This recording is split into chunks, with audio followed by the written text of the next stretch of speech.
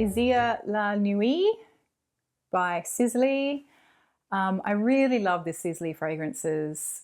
I just think they do fragrances really well. They don't release a lot of them, but when they do, they're usually pretty good. I love the Eau de Sisley number 3. In fact, the Eau de Sisley line, love them all. And then this one, I was always in two minds about this one because, so the original Isaiah, I think, is a rose fragrance. I've never smelled the original one.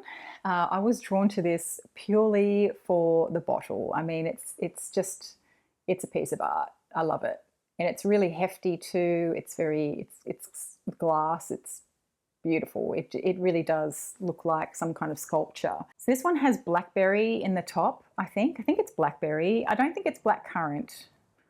It doesn't smell like, I'm pretty sure it's blackberry. So it's got quite a fruity opening. But then in the dry down, it becomes less sweet and it's more vetiver and patchouli, I think. So even though I wasn't a huge fan of the opening of it, I think I'm just going to give it a go and see if I enjoy wearing it. I think it'll be good for the summer, even though that opening is quite fruity because it's summer and fruity fragrances do well in the heat. But also because the dry down is, very dry, grassy, woody, vetivery, patchouli type of mix. So I think it'll go well in summertime. So I just want to give it a go. The next one is another one that was already in the rotation, but I'm keeping it in because it's the perfect time of year to wear it. It's another Serge. This is Nuit de Cellophane. This is sort of peachy, tropical florals. It's very crisp, very clean. As I've said before, it's kind of a polarizing scent. People either really love it or they really hate it. It's a very simple perfume. I don't think it's it smells simple. It may not be simple. I don't know what's in it. I don't know how many notes it has. That's the thing about Serge, you never know. And like no perfume only ever has the notes that they put in the marketing anyway. I mean, there's always more to it than that. But it does come across as being, a very simple, clean, fruity floral perfume. What I like about it is it's not too sweet and it's not too floofy, if that makes sense. Is that a legitimate description for a perfume? Floofy? I don't know. I feel like it's a fruity floral, but it feels a little bit more grown up than other fruity florals, which I'm normally not drawn to. So I really like it. I think it's great. Next up is another one that was also in the rotation previously, and I wasn't prepared to let it go out just yet because I didn't wear it over the last few months, and I really want to try wearing it because I used to really love this fragrance, but I just haven't wanted to pick it up for some reason. This is Amorous Femme by Maison Francis Kurkdjian. Again, it's like a fruity vanillic floral. But amorous is a really interesting sort of note. It can come off a little bit woody as well. And I do get woody nuances in here, although there's probably woody notes in here, to be fair, that gives it that. I think this is a really elevated sort of fruity floral fragrance that's also a little bit vanillic. There's also a crispness to it. There's something really that, again, can come off a little bit sharp, but that's why I think it would work really well in the heat, and I should probably try and wear it more over the summer. The only thing I think stopping me is the fact that there is that vanilla in the base, and that can get quite big on me. So for that reason, it might not be a great one for the hot weather. It's probably something I should have worn in springtime. Maybe it's a transition season fragrance for me, but I'm going to just leave it in for now and see how I go. In fact, a few of these that are coming up were already in the rotation. This is staying in. It was in the last one. It was in the one before. I think it was in the one before that. It's just staying in. It's like the Amouage. It's just living in my closet at the moment. I'm kind of obsessed with this one at the moment. I just can't seem to get enough of it. This is L'air du Désert Marocain. I'm not going to say anything more about it because I've talked about it ad nauseum. So if you want to know more, please go check out any of the other videos that I have linked in this video.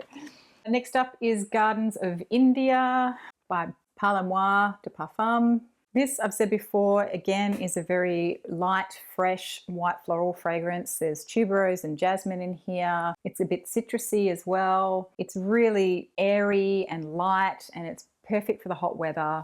Love, love, love this one. Probably one only drawback with this one is that it doesn't have huge longevity, but I'm okay with that. I don't mind changing up my perfume, and it just means that I can spray liberally and not feel bad about it. Next is Soleil Blanc by Tom Ford. Again, this was in the rotation previously. This is a very creamy white floral fragrance. It has a pistachio note in here. I find this incredibly interesting. I really love it. It smells very expensive because it is expensive.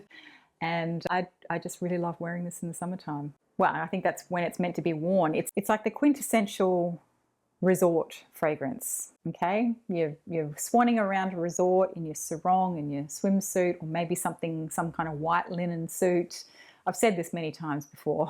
That's just what this reminds me of. And when the first time I took this on holiday, that's exactly what I did. I was swanning around this fancy beachside resort in white linen for pretty much the entire time, and I felt fabulous, and that is that is what I wore. Next up will be one that's no surprise to you at all whatsoever. This is Ormond Woman by Ormond Jane. I think I did take this out of the last rotation. I put San Paquita in, so now this is coming back in and I'm giving San Paquita a rest. I did wear San Paquita to death in the last rotation. I think Ormond Woman and San Paquita, I think San Paquita might actually be, you know, getting up there for me as being on par with this one. I just love them both so much, and I just find them to be wearable any time of year, although San Paquita is definitely more geared towards the hotter months, and I would say maybe this one is more geared towards the cooler months, but either can be worn anytime. So that's Ormond Woman. Next is along the clean musky vein, and this is A Drop to Issey by Issey Miyake.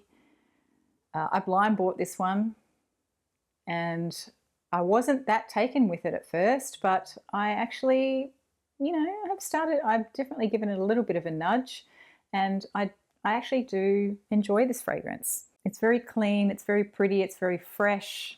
It just feels like you feel like you've got a really clean lotion on your skin, and I think it's perfect for the warmer months.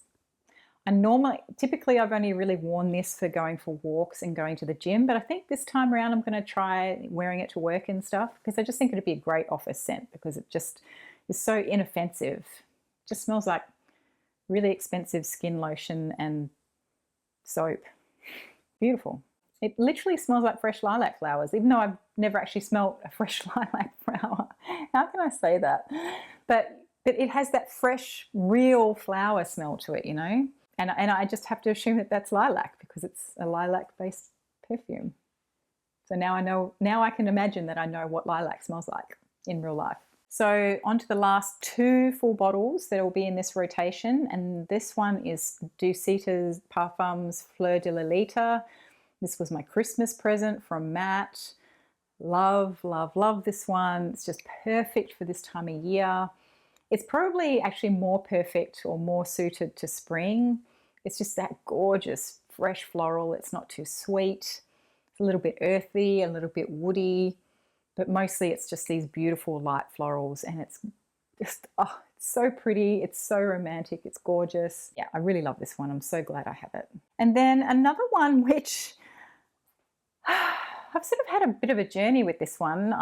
Years ago, sitting in a department store, having someone test some makeup on me. I think actually this eyeshadow that I'm wearing today, I think is the eyeshadow that she was testing on me in the store. This is a NARS eyeshadow. Anyway, the girl was applying some makeup to me. That's the story. And she smelled amazing. And I said to her, what are you wearing? You smell great. And she was wearing this. This is Gypsy Water by Byredo. So I, of course, immediately went out and bought a coffret of Byredo. There was a coffret that they would sell with sort of, I think, 10 or 15 ml travel sizes in them of 3 different perfumes. And you can get different coffrets.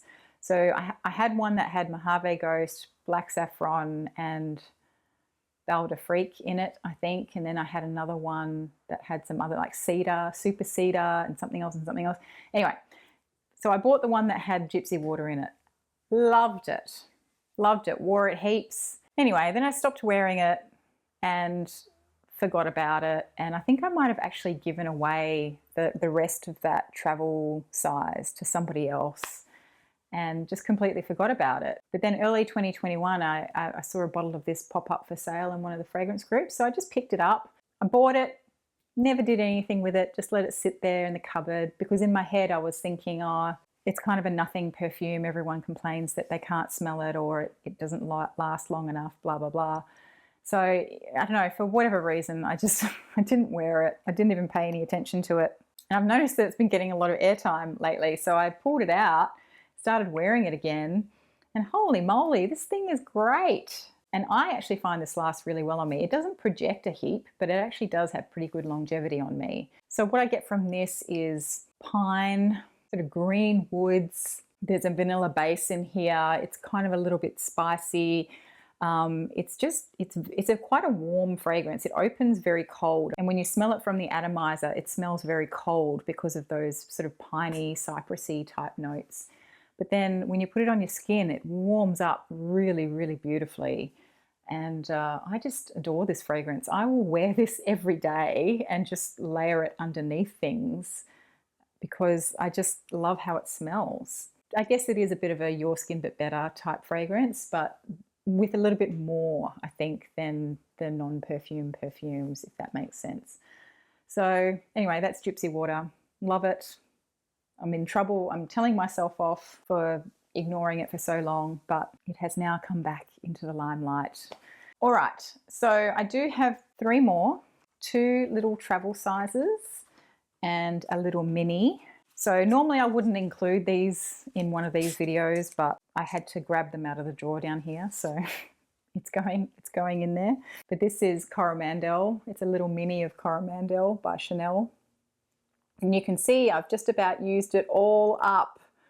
So don't know if that's going to be a contender or not when I finish it.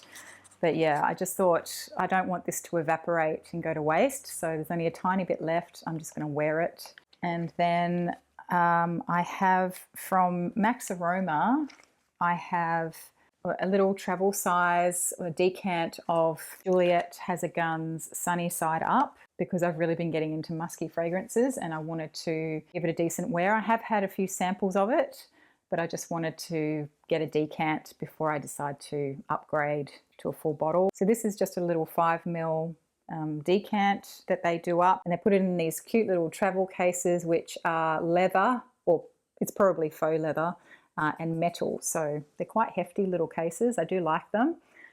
So yeah, I'm going to give this a wear. This is like another sandalwood, lactonic sort of sandalwoody, musky fragrance, and I've really enjoyed the samples. So this could be like my first Juliette Has a Gun fragrance. I did have the Discovery set of this, and it did have Sunny Side Up in it.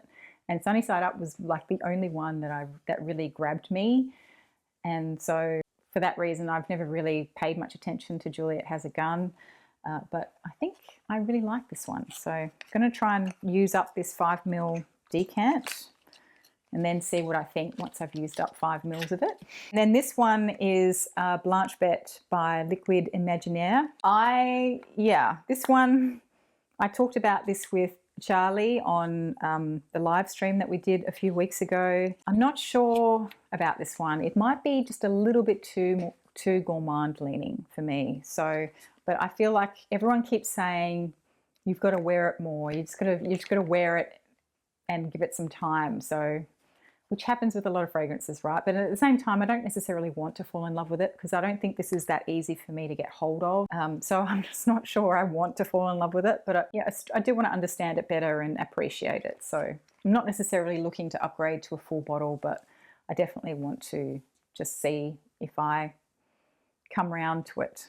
Okay, so that is going to be my perfume rotation for the next few weeks. I'll probably aim to change this up sometime around mid to late February, see how we go. All right, thanks for joining me, everyone. If you liked this, please do give it a thumbs up and subscribe if you haven't already, and I will see you in the next one. Bye-bye.